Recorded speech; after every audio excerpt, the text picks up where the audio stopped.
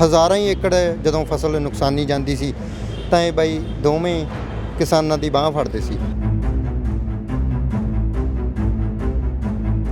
ਦੇਖੋ ਐਤਕੀ ਤਾਂ ਕਿਸਾਨ ਨੂੰ ਅੱਗ ਲਾਈ ਗਈ ਹੈ। ਉਹ ਅੱਗ ਲੱਗਦੀ ਸੀਗੀ ਉਹ ਕਿਸਾਨ ਨੂੰ ਨਹੀਂ, ਉਹ ਫਸਲ ਨੂੰ ਲੱਗਦੀ ਸੀ ਔਰ ਕੁਦਰਤੀ ਲੱਗਦੀ ਸੀ। ਐਤਕੀ ਜਾਣ ਬੁੱਝ ਕੇ ਲਾਈ ਹੈ। ਜਿਨ੍ਹਾਂ ਨੂੰ ਟਰੈਕਟਰ ਤੇ ਬਹਿਣਾ ਨਹੀਂ ਆਉਂਦਾ, ਟਰੈਕਟਰ ਤੇ ਜਾਣ ਵਾਸਤੇ ਜਿਨ੍ਹਾਂ ਨੂੰ ਸੋਫੇ ਲਾਉਣੇ ਪੈਂਦੇ ਆ, ਹਨਾ।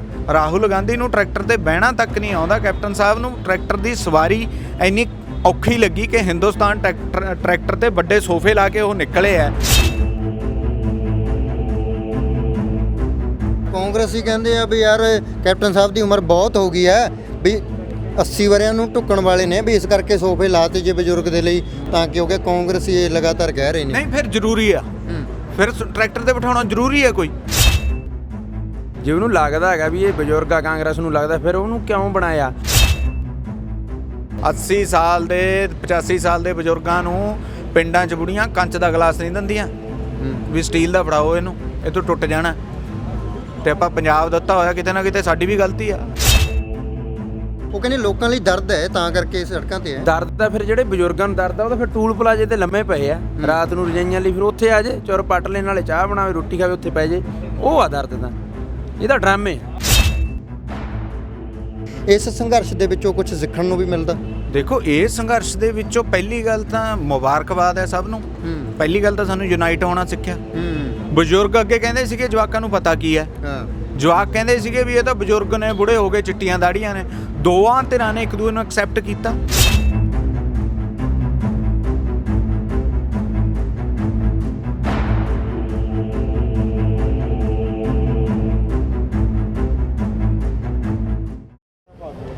ਮੇਰੇ ਨਾਲ ਖੜੇ ਇਹ ਦੋ ਸ਼ਖਸ ਤੁਸੀਂ ਜਾਣਦੇ ਹੋਵੋਗੇ, ਜੇ ਨਹੀਂ ਜਾਣਦੇ ਜਿਹੜੇ ਉਹਨਾਂ ਨੂੰ ਵੀ ਮੈਂ ਦੱਸ ਦਿੰਦਾ ਤੇ ਯਾਦ ਵੀ ਦਿਵਾ ਦਿੰਦਾ।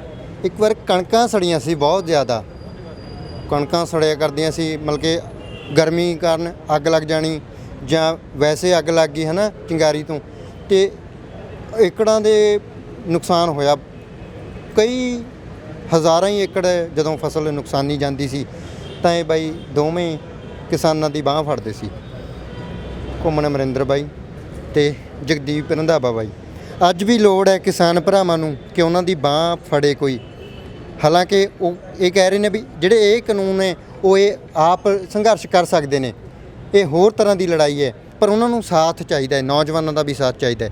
ਅਤੇ ਦੋਵੇਂ ਬਾਈ ਮੇਰੇ ਨਾਲ ਨੇ। ਬਾਈ ਬਹੁਤ ਸਵਾਗਤ ਤੁਹਾਡਾ। ਥੈਂਕ ਯੂ ਜੀ, ਥੈਂਕ ਯੂ ਥਲੀ ਸਾਹਿਬ, ਬਹੁਤ ਬਹੁਤ। ਅਸੀਂ ਤੁਹਾਡੇ ਦਰਸ਼ਕਾਂ ਨੂੰ ਵੀ ਅਤੇ ਹੋਰਾਂ ਨੂੰ ਵੀ ਇਹ ਯਾਦ ਕਰਾ ਦੇਣਾ ਚਾਹੁੰਦੇ ਹਾਂ ਕਿ ਉਸ ਟਾਈਮ ਮੀਡੀਆ ਦੇ ਵਿੱਚੋਂ ਸਿਰਫ ਜਗਦੀਪ ਥਲੀ ਬਾਈ ਸੀਗਾ। ਮੈਂ ਕੈਮਰੇ ਵੱਲ ਸੰਬੋਧਨ ਕਰਕੇ ਕਹਿਣਾ ਚਾਹੁੰਦਾ ਕਿ ਉਦੋਂ ਕਣਕਾਂ ਦੀ ਲੜਾਈ, ਬਹੁਤ ਕਣਕਾਂ ਮੱਚ ਗਈਆਂ ਸੀਗੀਆਂ, ਬਹੁਤ ਮੀਡੀਆ ਮਤਲਬ ਸਾਡਾ ਘੱਟ ਸਾਥ ਦਿੰਦਾ ਸੀਗਾ। ਅਸੀਂ ਸੋਸ਼ਲ ਮੀਡੀਆ ਦੇ ਸਹਾਰੇ, ਮੈਂ ਅਤੇ ਜਗਦੀਪ ਨੇ ਉਹ ਲਹਿਰ ਚਲਾਈ ਅਤੇ ਉਹ ਲਹਿਰ ਪਿੰਡਾਂ ਤੱਕ ਪਹੁੰਚੀ ਅਤੇ ਇੱਕ ਮਾਹੌਲ ਬਣਿਆ ਕਿ ਕਿਸੇ ਦੀ ਵੀ ਨਾ ਤਾਂ ਕੋਈ ਭੁੱਖਾ ਰਿਹਾ, ਨਾ ਮਤਲਬ ਕੋਈ ਬਾਹਲਾ ਜ਼ਿਆਦਾ ਕਿ ਉਸ ਨੂੰ ਫਾਂਸੀ ਲੈਣੀ ਪਵੇ, ਖੁਦਕੁਸ਼ੀ ਕਰਨੀ ਪਵੇ ਬੱਚੇ। ਉਦੋਂ ਜਗਦੀਪ ਥੱਲੀ ਬਾਈ ਸੀਗਾ ਜਿਹੜਾ ਸਾਡੇ ਨਾਲ ਖੇਤਾਂ 'ਚ ਵੀ ਜਾਂਦਾ ਰਿਹਾ, ਧੁੱਪਾਂ 'ਚ ਵੀ ਸੜਦਾ ਰਿਹਾ ਅਤੇ ਸਾਡੀ ਗੱਲ ਲੋਕਾਂ ਤੱਕ ਪਹੁੰਚਾਉਂਦਾ ਰਿਹਾ। ਤੁਹਾਡਾ ਬਹੁਤ ਬਹੁਤ ਸ਼ੁਕਰੀਆ ਬਾਈ ਜੀ। ਇਹ ਜੋ ਲੜਾਈ ਹੈ ਇਹ ਉਸੇ ਤਰ੍ਹਾਂ ਦੀ ਲੜਾਈ ਹੈ ਜਾਂ ਉਸੇ ਤਰ੍ਹਾਂ ਦਾ ਸੰਘਰਸ਼ ਹੈ ਜਾਂ ਉਸੇ ਤਰ੍ਹਾਂ ਦੀ ਮਦਦ ਦੀ ਲੋੜ ਹੈ ਕਿਸਾਨਾਂ ਨੂੰ, ਵੀ ਫਸਲਾਂ ਸੜਨ ਦੀ ਗੱਲ ਹੈ ਜਾਂ ਕਿਸਾਨ ਮੱਚ ਸਕਦੇ ਨੇ? ਦੇਖੋ, ਐਤਕੀ ਤਾਂ ਕਿਸਾਨ ਨੂੰ ਅੱਗ ਲਾਈ ਗਈ ਹੈ।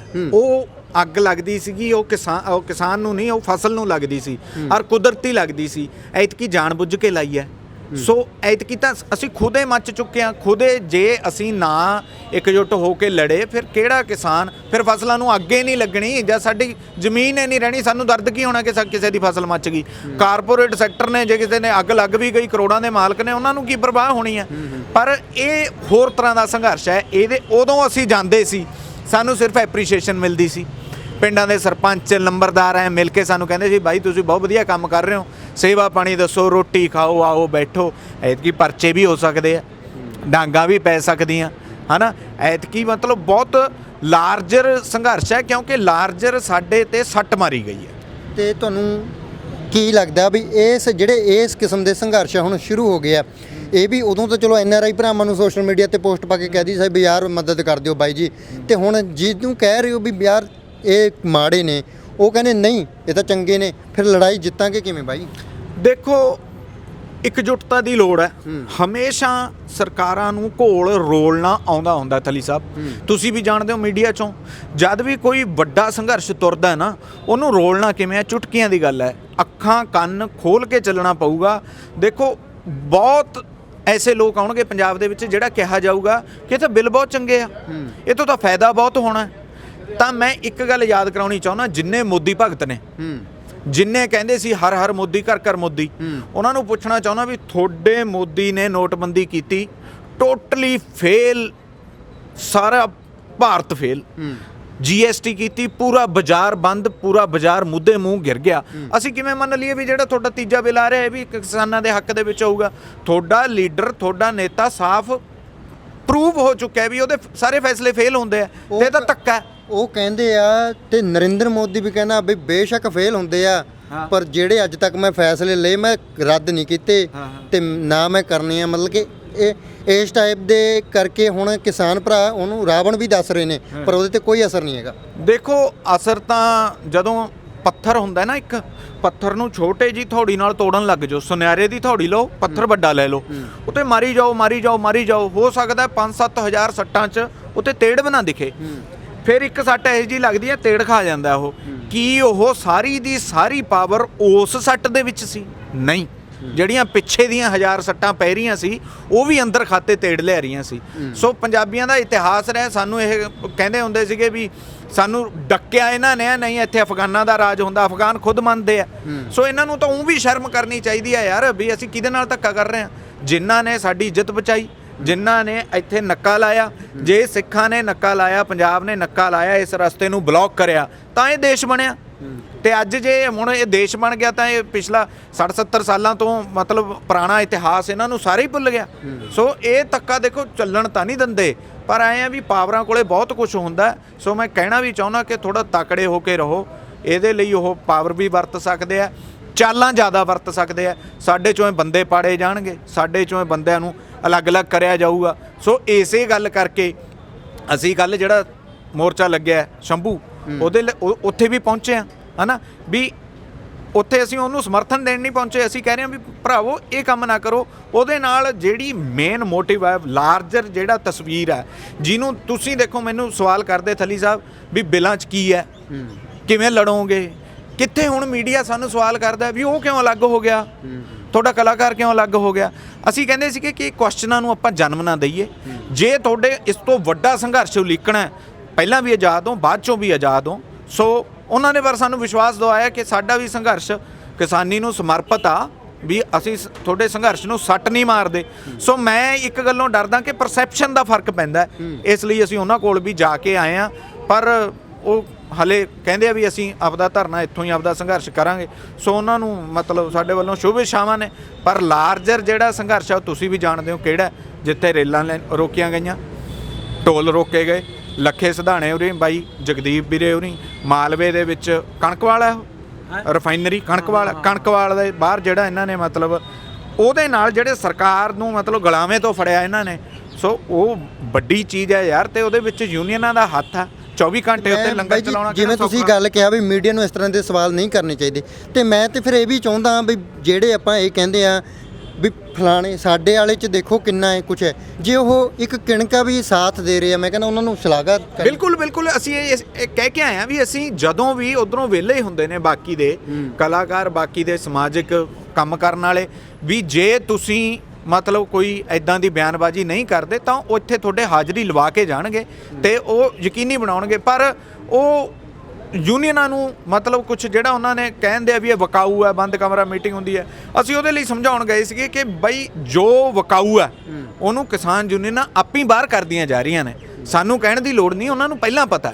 ਤੇ ਅੱਜ ਜੇ ਇੰਟਰਨੈਟ ਬੰਦ ਕਰਤਾ ਜਾਵੇ, ਅੱਜ ਪੰਜਾਬ ਦਾ ਇੰਟਰਨੈਟ ਬੰਦ ਹੋ ਗਿਆ, ਸਾਡੇ ਵਰਗੇ ਜਿਹੜੇ ਫੇਸਬੁੱਕ ਪੇਜ ਵਾਲੇ ਨੇ ਜਾਂ ਕਲਾਕਾਰ ਵੀਰ ਨੇ ਸਾਡੇ, ਮੈਂ ਸਲੂਟ ਕਰਦਾ, ਉਹਨਾਂ ਨੇ ਦੁਨੀਆ ਜੋੜੀ ਹੈ, ਨੌਜਵਾਨ ਜੋੜੇ ਆ। ਪਰ ਜੇ ਉਹ ਸਾਰਾ ਕੁਝ ਟੁੱਟ ਜੇ, ਸਾਡੀ ਕਾਲ ਨਾ ਲੋਕਾਂ ਤੱਕ ਪਹੁੰਚੇ, ਫਿਰ ਕੌਣ ਸੰਘਰਸ਼ ਕਰੂਗਾ? ਫਿਰ ਉਹ ਕਰਨਗੀਆਂ ਜਿਹੜੀਆਂ 30-30 40-40 ਸਾਲ ਜਥੇਬੰਦੀਆਂ ਪੁਰਾਣੀਆਂ ਪਿੰਡਾਂ 'ਚ ਜਿਨ੍ਹਾਂ ਨੇ 20-20 30-30 ਘਰ ਜੋੜੇ ਹੋਏ ਆ, ਤਾਂ ਉਦੋਂ ਗਰਾਊਂਡ ਵਰਕਰ ਦਾ ਪਤਾ ਲੱਗਦਾ। ਤੇ ਉਹ ਗਰਾਊਂਡ ਵਰਕਰ ਨੇ, ਤੇ ਮੈਂ ਬਾਰ-ਬਾਰ ਸਲੂਟ ਕਰਦਾ ਯੂਨੀਅਨਾਂ ਨੂੰ। ਤੇ ਇਹ ਜਿਹੜੀ ਜ਼ਮੀਨ ਹੈ 20-30 ਸਾਲ ਤੋਂ ਸਰਕਾਰ ਸੋਚ ਰਹੀ ਹੈ ਵੀ ਅਸੀਂ ਇਹਨਾਂ ਦੇ ਹਲ ਥੱਲੋਂ ਕੱਢ ਲਈਏ। ਅੱਜ ਤੱਕ ਜੇ ਬਚੀ ਹੋਈ ਹੈ ਤਾਂ ਇਹਨਾਂ ਯੂਨੀਅਨਾਂ ਦੇ ਬੰਦਿਆਂ ਕਰਕੇ ਬਚੀ ਹੋਈ ਹੈ, ਤੇ ਇਹਨਾਂ ਨੂੰ ਮੀਡੀਆ ਦੀ ਕੋਈ ਭੁੱਖ ਨਹੀਂ ਹੈਗੀ। ਸਾਡੇ ਵਰਗਿਆਂ ਨੂੰ ਹੋ ਸਕਦੀ ਹੈ, ਇਹ ਮਾਂ ਦੇ ਪੁੱਤ ਇਹ ਵੀ ਪਰਵਾਹ ਨਹੀਂ ਕਰਦੇ ਹੈਗੇ ਵੀ ਸਾਡੇ ਕੋਲੇ ਮਾਈਕ ਲੈ ਕੇ ਆਓ, ਅਸੀਂ ਫੇਸਬੁੱਕ ਪੇਜ ਬਣਾਈਏ। ਜ਼ਮੀਨ ਤੋਂ ਲੜਦੇ ਆ, ਡਿਸਪਲਿਨ 'ਚ ਲੜਦੇ ਆ, ਫੌਜ ਹੈ। ਬਿਲਕੁਲ। ਤੇ ਜਗਦੀਪ ਬਾਈ, ਉਦੋਂ ਤੇ ਮੱਛੀਆਂ ਕਣਕਾਂ ਨੂੰ ਰੋਕਣ ਦਾ ਇੱਕ ਤਰੀਕਾ ਸੀ, ਜਾਂ ਸਾਡੇ ਕੋਲ ਇੱਕ ਪਤਾ ਸੀ ਵੀ ਯਾਰ ਜੇ ਮੱਚ ਗਈ ਆ ਕਿਸੇ ਦੀ ਤਾਂ ਅਸੀਂ ਮਦਦ ਕਰ ਸਕਦੇ ਆ, ਸਾਡੇ ਕੋਲ ਸੋਰਸ ਸੀ। ਪਰ ਅੱਜ ਸਾਡੇ ਕੋਲ ਸ਼ਾਂਤੀ ਨਾਲ ਬੈਠਣ ਤੋਂ ਇਲਾਵਾ ਕੁਝ ਨਹੀਂ ਹੈਗਾ। ਆਪਾਂ ਸ਼ਾਂਤੀ ਨਾਲ ਸੰਘਰਸ਼ ਕਰ ਸਕਦੇ ਆ, ਤੇ ਇਹ ਸੰਘਰਸ਼ ਜਿੱਤ ਪਾਵਾਂਗੇ। ਹਾਂ ਬਾਈ, ਜਿੱਤਾਂਗੇ ਜ਼ਰੂਰ, ਏਕਾ ਚਾਹੀਦਾਗਾ। ਬਾਕੀ ਤੁਸੀਂ ਕਹਿੰਦੇ ਸੋਰਸ ਨਹੀਂ, ਸੋਰਸ ਬਹੁਤ ਜ਼ਿਆਦਾ। ਜਦੋਂ ਸਰਕਾਰੀ ਪ੍ਰਾਪਰਟੀਆਂ ਤੁਸੀਂ ਘੇਰਦੇ ਹੋ ਜਾਂ ਪ੍ਰਾਈਵੇਟ ਲਿਮਟਿਡ ਜਿਹੜੇ ਤਕੜੇ ਬੰਦੇ ਆ ਉਹਨਾਂ ਦੀਆਂ ਪ੍ਰਾਪਰਟੀਆਂ ਘੇਰਦੇ ਹੋ, ਕੁਛ ਨਾ ਕੁਛ ਤਾਂ ਬਣਦੀ ਹੈ। ਕਿਉਂਕਿ ਸਰਕਾਰ ਕਦੇ ਵੀ ਨਹੀਂ ਚਾਹੁੰਦੀ ਵੀ ਸਾਨੂੰ ਘਾਟਾ ਕਰੋੜਾਂ ਰੁਪਈਆਂ ਦਾ ਪਵੇ, ਉਹ ਕਦੇ ਵੀ ਨਹੀਂ ਚਾਹੁੰਦੀ। ਉਹ ਚੀਕ ਮਾਰਨਗੇ। ਇਹ ਸੋਰਸ ਬਹੁਤ ਵੱਡਾ ਸਾਡੇ ਕੋਲ, ਟੂਲ ਪਲਾਜ਼ੇ, ਰਿਲਾਇੰਸ ਪੰਪ, ਤੇ ਜਦੋਂ ਅਸੀਂ ਇਹ ਘੇਰੀ ਰੱਖੇ ਤੇ ਆਉਣਗੇ ਧਰਤੀ 'ਤੇ। ਚੀਕ ਮਾਰ ਕੇ ਪਿਛਾਂ ਹੀ ਮੁੜਨਗੇ, ਇਹ ਦਾਅਵਾ ਕਿਵੇਂ ਕਰ ਸਕਦੇ ਆਪਾਂ ਬਾਈ ਜੀ?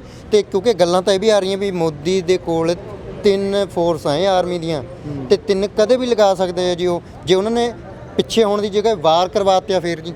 ਉਹ ਤਾਂ ਬਈ ਫਿਰ ਮਨੁੱਖਤਾ ਦਾ ਕਹਾਣ ਆ। ਧੱਕੇ ਨਾਲ ਜਿਵੇਂ ਕੋਈ ਰਾਜਾ ਰਾਜ ਕਰਦਾ ਵੀ ਬੰਦਿਆਂ ਨੂੰ ਮਾਰ ਕੇ, ਆਪਦੀ ਜਨਤਾ ਨੂੰ ਮਾਰ ਕੇ, ਉਹਨਾਂ ਨੂੰ ਬਿਨ ਖੁਸ਼ੀ ਦੇ ਕੇ ਐਂ ਕਰਨਾ ਰਾਜ ਤਾਂ ਕੋਈ ਮਰਜ਼ੀ ਕਰੀ ਜਾਵੇ, ਉਹ ਗੱਲ ਨਹੀਂ ਹੈਗੀ। ਪਰ ਛੇਤੀ ਲੋਕ ਆ ਜਿਹੜੇ ਉਹ ਇੰਨੇ ਅੱਕੇ ਖੜੇ ਆ ਮੋਦੀ ਤੋਂ, ਖਾਸ ਕਰਕੇ ਜਿਹੜੇ ਪੰਜਾਬ ਦੇ ਜੱਟ ਕਿਸਾਨ ਆ। ਉਹ ਤਾਂ ਸਾਰੇ ਇੰਡੀਆ 'ਚ ਕਿਸਾਨ ਉੱਠ ਖੜੇ, ਕਿਉਂਕਿ ਅਸੀਂ ਤਾਂ ਆਪਦੀ ਮਾਂ ਕਹਿੰਦੇ ਆ ਜ਼ਮੀਨ ਨੂੰ। ਮੰਨ ਲਓ ਮੇਰੇ ਸਾਹਮਣੇ ਮੇਰੀ ਮਾਂ ਦੀ ਇੱਜ਼ਤ ਨੂੰ ਕੋਈ ਹੱਥ ਪਾਊ, ਮੈਂ ਕੀ ਕਰੂੰਗਾ? ਮੈਨੂੰ ਨਹੀਂ ਲੱਗਦਾ ਵੀ ਫੋਰਸਾਂ ਤੋਂ ਲੋਕ ਰੁਕ ਜਾਣਗੇ। ਇਹ ਬਿੱਲ ਵਾਪਸ, ਜਿਹੜੇ ਕਾਲੇ ਕਾਨੂੰਨ ਹੁੰਦੇ ਆ ਨਾ, ਇਹਨਾਂ ਨੂੰ ਵਾਪਸ ਲੈਣੀ ਪੈਂਦਾ ਹੁੰਦਾ, ਇਹ ਲੈਣਾ ਹੀ ਪਊਗਾ। ਬੀਜੇਪੀ ਕੀ ਕਹਿੰਦੇ ਵੀ ਅਸੀਂ ਕਿਸਾਨਾਂ ਨੂੰ ਸਮਝਾ ਲੈਣਾ, ਕੋਈ ਨਾ ਥੋੜਾ ਠੰਡ ਰੱਖੋ, ਤੇ ਅਜੇ ਤੱਤੇ ਆ ਇਹ, ਕੋਈ ਨਾ ਠੰਡੇ ਹੋ ਜਾਣਗੇ ਤੇ ਫਿਰ ਸਮਝਾ ਲਾਂਗੇ। ਏਸੀ ਕਮਰਿਆਂ 'ਚ ਬਹਿ ਕੇ ਕੁਛ ਮਰਜ਼ੀ ਕਹੀ ਜਾਣ ਵੀ ਮੈਂ ਸਮਝਾ ਲਾਂਗੇ, ਐਂ ਕਰ ਲਾਂਗੇ, ਇਹਦਾ ਬਿੱਲ ਸਹੀ ਆ, ਉਹ ਤਾਂ ਸਾਰਾ ਕੁਝ ਕਹਿਣਗੇ। ਉਹ ਸਾਨੂੰ ਪਤਾ ਨਾ ਵੀ ਪਹਿਲੇ, ਸਾਨੂੰ ਤਾਂ ਪਹਿਲੇ ਨਹੀਂ ਖੇਤੀ 'ਚ ਕੁਛ ਬਚ ਰਿਹਾ। ਆਹ ਬਿੱਲਾਂ ਨਾਲ ਤਾਂ ਅਸੀਂ ਜਮਾਂ ਹੀ ਖਤਮ ਆ। ਅਸੀਂ ਆਉਣ ਵਾਲੇ ਟਾਈਮ 'ਚ ਕੋਈ ਮਰਜ਼ੀ ਪਾਰਟੀ ਆ, ਅਸੀਂ ਘੇਰਾਂਗੇ, ਘਰਾ ਕਰਾਂਗੇ, ਪਿੰਡਾਂ 'ਚ ਨਹੀਂ ਵੰਡ ਦੇਣਾ। ਪਾਰਟੀਆਂ ਬਾਅਦ ਦੀ ਗੱਲ ਹੈ ਬਾਈ, ਦੇਖੋ ਪਾਰਟੀਆਂ ਬਹੁਤ ਬਾਅਦ ਦੀ ਗੱਲ ਹੈ। ਜੇ ਰੋਟੀ ਮਿਲੂਗੀ ਫਿਰ ਪਾਰਟੀਆਂ ਨੇ, ਹੈਨਾ। ਹੁਣ ਅਕਾਲੀ ਦਲ ਵਾਲੇ, ਕਾਂਗਰਸ ਵਾਲੇ, ਅਸੀਂ ਡਰਾਮਿਆਂ ਦੇ ਵਿੱਚ ਸ਼ਾਮਲ ਤਾਂ ਹੋ ਨਹੀਂ ਸਕਦੇ। ਅਸੀਂ ਯੂਨੀਅਨਾਂ ਦਾ ਸਾਥ ਹੀ ਦੇਵਾਂਗੇ। ਜਿਨ੍ਹਾਂ ਨੂੰ ਟਰੈਕਟਰ ਤੇ ਬਹਿਣਾ ਨਹੀਂ ਆਉਂਦਾ, ਟਰੈਕਟਰ ਤੇ ਜਾਣ ਵਾਸਤੇ ਜਿਨ੍ਹਾਂ ਨੂੰ ਸੋਫੇ ਲਾਉਣੇ ਪੈਂਦੇ ਆ, ਹੈਨਾ। ਰਾਹੁਲ ਗਾਂਧੀ ਨੂੰ ਟਰੈਕਟਰ ਤੇ ਬਹਿਣਾ ਤੱਕ ਨਹੀਂ ਆਉਂਦਾ, ਕੈਪਟਨ ਸਾਹਿਬ ਨੂੰ ਟਰੈਕਟਰ ਦੀ ਸਵਾਰੀ ਇੰਨੀ ਔਖੀ ਲੱਗੀ ਕਿ ਹਿੰਦੁਸਤਾਨ ਟਰੈਕਟਰ ਤੇ ਵੱਡੇ ਸੋਫੇ ਲਾ ਕੇ ਉਹ ਨਿਕਲੇ ਆ। ਸੋ ਉਹ ਜਿਹੇ ਡਰਾਮੇਬਾਜ਼ੀਆਂ 'ਚ ਅਸੀਂ ਸ਼ਾਮਲ ਹੋਵਾਂਗੇ, ਜਾਂ ਅਕਾਲੀ ਦਲ ਦੇ ਡਰਾਮੇਬਾਜ਼ੀਆਂ 'ਚ ਸ਼ਾਮਲ ਹੋਵਾਂਗੇ। ਜਿਹੜਿਆਂ ਨੂੰ ਕਦੋਂ ਦਾ ਪਤਾ ਸੀਗਾ ਇਹ ਬਿੱਲ ਬਣ ਰਹੇ ਨੇ, ਜਿਨ੍ਹਾਂ ਨੂੰ ਸੰਸਦ ਦੇ ਵਿੱਚ ਆਵਾਜ਼ ਦੇ ਕੇ ਭੇਜਿਆ ਕਿ ਜੇ ਕਿਤੇ ਪੰਜਾਬ ਦੇ ਹੱਕਾਂ ਤੇ ਡਾਕਾ ਪਿਆ ਤੁਸੀਂ ਬੋਲੋਗੇ, ਬੋਲੇ ਨਹੀਂ, ਪ੍ਰੋੜਤਾ ਕਰਦੇ ਰਹੇ। ਕਾਂਗਰਸੀ ਕਹਿੰਦੇ ਆ ਵੀ ਯਾਰ ਕੈਪਟਨ ਸਾਹਿਬ ਦੀ ਉਮਰ ਬਹੁਤ ਹੋ ਗਈ ਹੈ, ਵੀ 80 ਵਰਿਆਂ ਨੂੰ ਢੁੱਕਣ ਵਾਲੇ ਨੇ, ਵੀ ਇਸ ਕਰਕੇ ਸੋਫੇ ਲਾਤੇ ਜੇ ਬਜ਼ੁਰਗ ਦੇ ਲਈ, ਤਾਂ ਕਿ ਹੋ ਗਿਆ। ਕਾਂਗਰਸੀ ਇਹ ਲਗਾਤਾਰ ਕਹਿ ਰਹੇ ਨੇ। ਨਹੀਂ, ਫਿਰ ਜ਼ਰੂਰੀ ਆ, ਫਿਰ ਟਰੈਕਟਰ ਤੇ ਬਿਠਾਉਣਾ ਜ਼ਰੂਰੀ ਹੈ ਕੋਈ। ਫਿਰ 80 ਸਾਲ ਦੇ ਨੂੰ ਆਪਾਂ ਬਿਠਾਉਂਦੇ ਵੀ ਕਿੱਥੇ ਆ? ਜੇ ਉਹ ਕਹਿੰਦੇ ਆ ਵੀ ਉਹਨਾਂ ਨੂੰ ਬਿਠਾਉਣਾ ਜ਼ਰੂਰੀ ਆ, ਫਿਰ ਉਹ ਬਹਿ ਕੇ ਬਿਆਨ ਦੇ ਸਕਦੇ ਆ। ਰਾਹੁਲ ਗਾਂਧੀ ਲਈ ਤਾਂ ਕੋਈ ਜ਼ਰੂਰੀ ਨਹੀਂ, ਉਹ ਤਾਂ ਯੰਗ ਮੰਨਦਾ, ਉਹ ਤਾਂ ਯੁਵਾ ਮੰਨਦਾ, ਭਾਵੇਂ ਉਹਦੀ ਦਾੜੀ ਚਿੱਟੀ ਹੋ ਗਈ ਹੈ, ਪਰ ਉਹ ਯੁਵਾ ਮੰਨਦਾ ਆਪਣੇ ਆਪ ਨੂੰ।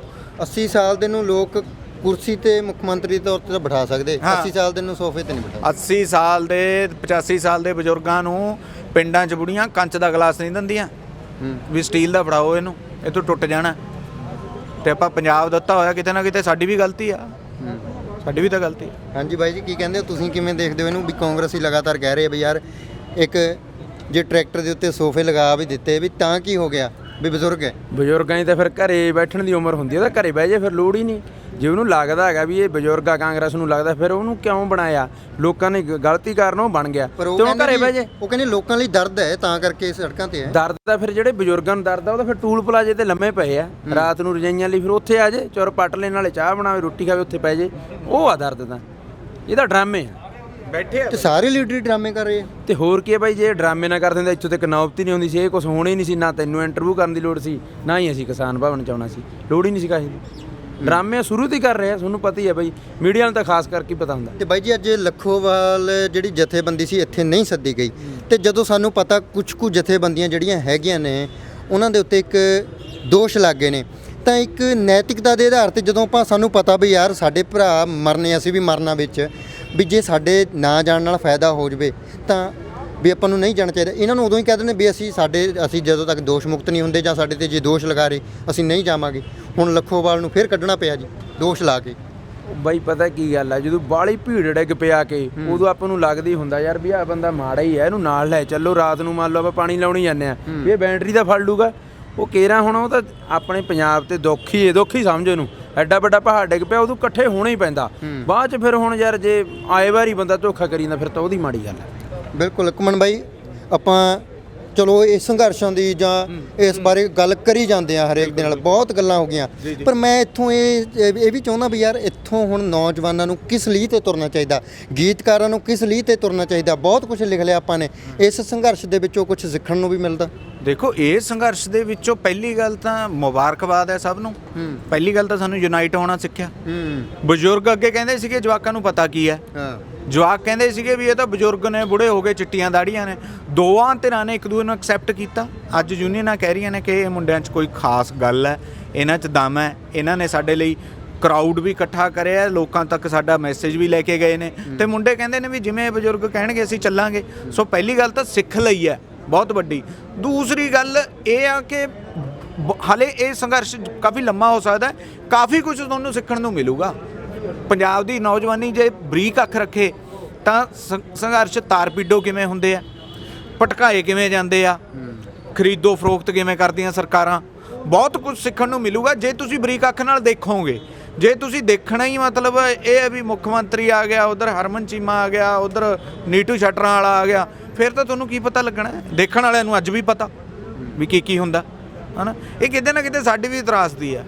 ਅਸੀਂ ਜੋਕਰ ਟਾਈਪ ਲੋਕਾਂ ਨੂੰ ਹਾਸੇ ਤੱਕ ਮੈਂ ਉਹ ਨਹੀਂ ਰੱਖਦੇ ਸੀਮਿਤ, ਉਹਨਾਂ ਨੂੰ ਬਹੁਤ ਜ਼ਿਆਦਾ ਟਾਈਮ ਦੇਣ ਲੱਗ ਜਾਂਦੇ ਆ। ਜਿਹੜੇ ਜ਼ਰੂਰੀ ਮੁੱਦੇ ਨੇ ਉਹਨਾਂ ਨੂੰ ਬਹੁਤ ਥੋੜ੍ਹਾ ਟਾਈਮ ਦਿੰਦੇ ਆ, ਬਹੁਤ ਲੈਸ ਟਾਈਮ ਦਿੰਦੇ ਆ। ਬਿਲਕੁਲ। ਸੋ ਵੱਡੀ ਤਰਾਸਦੀ ਹੈ ਵੀ ਅਸੀਂ, ਕਾਰਨ ਵੀ ਇਹੀ ਹੈ ਵੀ ਜਿਹੜੇ ਸੰਘਰਸ਼ ਫਿੱਕੇ ਪੈ ਰਹੇ ਨੇ, ਜਾਂ ਅਸੀਂ ਇਸ ਤਰ੍ਹਾਂ ਦੇ ਇੰਨੀ ਦੇਰੀ ਤੱਕ ਸਾਨੂੰ ਇਹ ਕੰਮ ਕਰਨਾ ਪੈ ਰਿਹਾ ਵੀ ਅਸੀਂ ਜਿਹੜੀਆਂ ਬੇਤੁਕੀਆਂ ਚੀਜ਼ਾਂ ਹੈ ਉਹਨਾਂ ਨੂੰ ਤਰਜੀਹ ਨਹੀਂ ਦਿੰਦੇ। ਸਾਨੂੰ ਲੋੜ ਹੈ ਸਾਨੂੰ ਜ਼ਿੰਮੇਵਾਰ ਹੋਣ ਦੀ। ਜ਼ਿੰਮੇਵਾਰ ਜਦੋਂ ਤੱਕ ਨਹੀਂ ਹੋਵਾਂਗੇ ਉਦੋਂ ਤੱਕ ਆਪਾਂ ਨੂੰ ਅਜਿਹੇ ਸੰਘਰਸ਼ ਲੰਮੇ ਸਮੇਂ ਤੱਕ ਚੱਲਣੇ ਪੈ ਸਕਦੇ ਨੇ। ਤੇ ਜਦੋਂ ਪਤਾ ਵੀ ਨੌਜਵਾਨ ਸੂਝਵਾਨ ਹੋ ਗਏ ਨੇ ਤੇ ਨੌਜਵਾਨ ਸੂਝਵਾਨ ਨੇ ਤਾਂ ਲੀਡਰ ਵੀ ਪੰਗੇ ਘੱਟ ਲੈਣਗੇ। ਤੇ ਉਦੋਂ ਹੀ ਅਜਿਹੀਆਂ ਗੱਲਾਂ ਕੀਤੀਆਂ ਜਾਂਦੀਆਂ ਨੇ ਜਦੋਂ ਪਤਾ ਵੀ ਦੁਫਾੜ ਹੋਏ ਪਏ ਆ ਲੋਕ। ਸੋ ਉਹ ਲੋਕਾਂ ਨੂੰ ਵੀ ਦੁਫਾੜ ਨਹੀਂ ਹੋਣਾ ਚਾਹੀਦਾ। ਤੇ ਰੰਧਾਵੇ ਬਾਈ, ਲਾਸਟ ਸਵਾਲ ਤੈਨੂੰ ਪੁੱਛਦਾ ਮੈਂ। ਆਪਾਂ ਇੱਕ ਪਾਸੇ ਕਹਿ ਦਿੰਦੇ ਆ ਵੀ ਯਾਰ ਹੁਣ ਲੋਕ ਸੂਝਵਾਨ ਹੋ ਗਏ ਆ, ਪਰ 70 ਸਾਲਾਂ ਤੋਂ ਤਾਂ ਵੀਰੇ ਲੁੱਟ ਹੋ ਰਹੇ ਆ।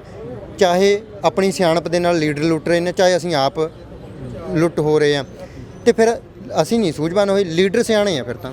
ਨਹੀਂ ਸੂਝਵਾਨ ਹੋ ਗਏ ਬਾਈ, ਇਹਨਾਂ ਨੇ ਨਾ ਤਾਣਾ ਹੀ ਬਾਣਾ ਇਹੋ ਜਿਹਾ ਬੁਣਤਾ। ਲੋਕ ਗਰੀਬ ਹੀ ਇੰਨੇ ਹੋ ਗਏ, ਆਰਥਿਕ ਪੱਖੋਂ ਡਾਊਨ ਹੀ ਇੰਨੇ ਹੋ ਗਏ। ਕਈਆਂ ਨੂੰ ਤਾਂ ਐਂ ਲੱਗਦਾ ਯਾਰ ਜੇ ਵੀ ਲੀਡਰ 500 ਰੁਪਇਆ ਦੇ ਦੇ 2-3 ਦਿਨਾਂ ਦਾ ਚਾਹ ਗੁੜ ਲਈਏ। ਇਹਨਾਂ ਨੇ ਸਥਿਤੀ ਇਹੋ ਜਿਹੀ ਪੈਦਾ ਕਰਤੀ, ਲੁੱਟ ਹੀ ਇਹੋ ਜਿਹੇ ਹਿਸਾਬ ਨਾਲ ਲਿਆ। ਤਾਂ ਕਾਰਨ ਹੁਣ ਕੋਈ ਲੋਕਾਂ ਦਾ ਵੀ ਐਡਾ ਕਸੂਰ ਨਹੀਂ। ਅਸਲ ਯਾਰ ਅਸੀਂ ਵੱਧ ਤੋਂ ਵੱਧ ਲੀਡਰਾਂ ਦਾ ਹੀ ਕਸੂਰ ਕੱਢਦੇ, ਇਹਨਾਂ ਨੇ ਸਾਨੂੰ ਸਿਸਟਮ ਹੀ ਇਹੋ ਜਿਹਾ ਦਿੱਤਾ। ਗਰੀਬੀ ਚੋਂ ਮਜਬੂਰੀ ਉਪਜ ਸਕਦੀ ਹੈ ਬਾਈ ਜੀ, ਗਰੀਬੀ ਚੋਂ ਲਾਲਚ ਉਪਜਣਾ ਮੈਂ ਕਹਿੰਦਾ ਬੇਈਮਾਨੀ ਹੈ। ਫਿਰ ਅਸੀਂ ਬੇਈਮਾਨ ਹੋਏ ਆ ਨਾ। ਜੇ ਇੱਕ ਭਾਜੀ ਗਰੀਬ ਬੰਦਾ ਹੈ, ਜੇ ਆਪਾਂ ਉਹਦੇ ਕੋਲ ਜਾਈਏ ਵੀ ਬਾਈ ਜੀ ਆ ਲਓ 1000 ਰੁਪਇਆ, ਉਹ ਕਹਿੰਦਾ ਨਾ ਕਿਰਤ ਦੀ ਖਾਊਂਗਾ ਚਾਹੇ ਮੈਨੂੰ 5 ਰੁਪਏ ਬਚਣ, ਮੈਂ ਲੈਂਦਾ ਨਹੀਂ ਆ। ਤੇ ਅਸੀਂ ਤਾਂ ਯਾਰ 500 ਦੀਆਂ ਰੁਪਈਆ ਲੈ ਕੇ ਜਾਂ ਬੋਤਲਾਂ ਲੈ ਕੇ ਹੋ ਕੇ ਫਿਰ ਬੇਈਮਾਨ ਹੋਏ ਆਪਾਂ। ਆਪਣੀ ਜ਼ਮੀਰਾਂ ਨਾਲ ਹੀ ਸੌਦਾ ਕਰ ਲਿਆ ਬਾਈ ਜੀ। ਬੇਈਮਾਨ ਨਹੀਂ ਗਾ ਬੰਦਾ। ਜਿਵੇਂ ਹੁਣ ਮੰਨ ਲਓ ਕੋਈ ਬੰਦਾ ਜਾਂਦਾ ਹੈਗਾ, ਉਹਨੂੰ ਕੋਈ ਪੁੱਛੇ ਜਾ ਕੇ ਵੀ ਤੂੰ ਸਿੱਖ ਧਰਮ ਚੋਂ ਆ, ਮੁਸਲਮਾਨ ਚੋਂ, ਕਿਹੜੇ ਧਰਮ ਚੋਂ, ਉਹ ਆਖੂ ਮੈਂ ਭੁੱਖਾਂਗਾ। ਉੱਥੇ ਬੇਈਮਾਨੀ ਦੀ ਭੁੱਖ ਮੂਹਰੇ ਬੇਈਮਾਨੀ ਦਾ ਤਾਂ ਸਿਸਟਮ ਰਹੀ ਨਹੀਂ ਜਾਂਦਾ। ਬੰਦਾ ਮਜਬੂਰ ਹੀ ਇੰਨਾ ਹੋ ਜਾਂਦਾ ਵੀ ਯਾਰ ਉਹਨੂੰ ਕਰਨਾ ਪੈਂਦਾ ਸਾਰਾ ਕੁਝ। ਇਹਨਾਂ ਨੇ ਸਿਸਟਮ ਹੀ ਇਹੋ ਜਿਹਾ ਬਣਾਤਾ। ਸੋ ਬਿਲਕੁਲ ਇਹ ਸੰਘਰਸ਼ ਲੰਮੇ ਹੋ ਰਹੇ ਨੇ, ਤਿੱਖੇ ਕਰਨ ਦੀਆਂ ਗੱਲਾਂ ਕੀਤੀਆਂ ਜਾ ਰਹੀਆਂ ਨੇ। ਸੋ ਇਹ ਸੀ ਘੁੰਮਣ ਅਮਰਿੰਦਰ ਦੇ ਵਿਚਾਰ, ਜਗਦੀਪ ਰੰਧਾਵਾ ਬਾਈ ਦੇ ਵਿਚਾਰ। ਸੋ ਉਮੀਦ ਹੈ ਵੀ ਅਜਿਹੇ ਨੌਜਵਾਨ ਜਦੋਂ ਹੁਣ ਅੱਗੇ ਨੇ ਸੰਘਰਸ਼ ਦੇ ਵਿੱਚ ਨਾਲ ਨੇ, ਅਜਿਹੇ ਹੋਰ ਵੀ ਬਹੁਤ ਸਾਰੇ ਵੀਰ ਨੇ, ਬਾਈ ਨੇ ਸਾਡੇ ਜਿਹੜੇ ਸੰਘਰਸ਼ ਦੇ ਵਿੱਚ ਲੱਗੇ ਹੋਏ ਨੇ। ਤੇ ਅਸੀਂ ਉਮੀਦ ਵੀ ਕਰਦੇ ਹਾਂ ਵੀ ਕਿਸਾਨਾਂ ਦਾ ਇਹ ਸੰਘਰਸ਼ ਜਲਦ ਹੀ ਫਤਿਹ ਹੋ ਕੇ ਹੀ ਨਿਬੜੇਗਾ। ਸੱਜਣ ਸੈਣੀ ਦੇ ਨਾਲ ਜਗਦੀਪ ਸਿੰਘ ਥਲੀ, ਪੰਜਾਬੀ ਲੋਕ ਚੈਨਲ, ਚੰਡੀਗੜ੍ਹ।